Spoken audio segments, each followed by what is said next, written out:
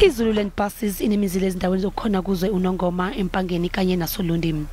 Umsunguli walenkampani yamabhasi uSithole Omdala waqala ngebhasi elilodwa elithutha abantu ezindaweni ezisemakhaya libayisa edolobheni.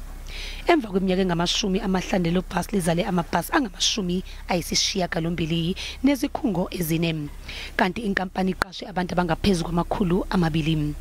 Manje indodana kaSithole uMdu iphokophele ukusebenza emzileni ongaphandle kwesifundazwe iKwaZulu Natal. Amehlo ayo abheke inkampani yamabhasi engasasebenzi iGreyhound.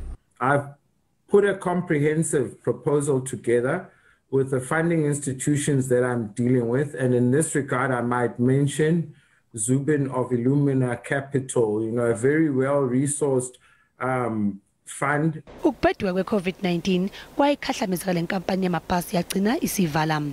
Kanti manje usengaphansi kwengcindezi umnotho nabathengi ongabagibeli.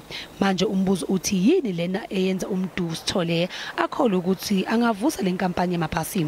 If you put Greyhound against any other form of transport and you say to the user, choose which bus you want to get onto, they'll get onto the Greyhound. uSithole uthi bheke kakhulu ekwehliseni amanani lapho kufaneleke khona kanye nokubhekisisa eminye imizila engasasebenzi ukuze umsebenzi uhambe kahle.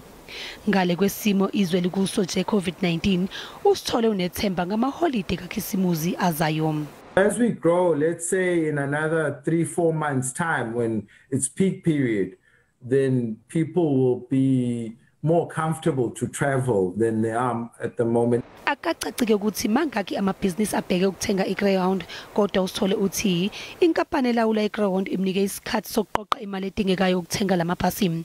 Uthi uma ephumelela ukuthenga iGreyhound, ubheke ukuqasha futhi iningi lezisebenzi ezalahlekelwa imisebenzi khathi le bhasi ivalwa ngoNhlolanja.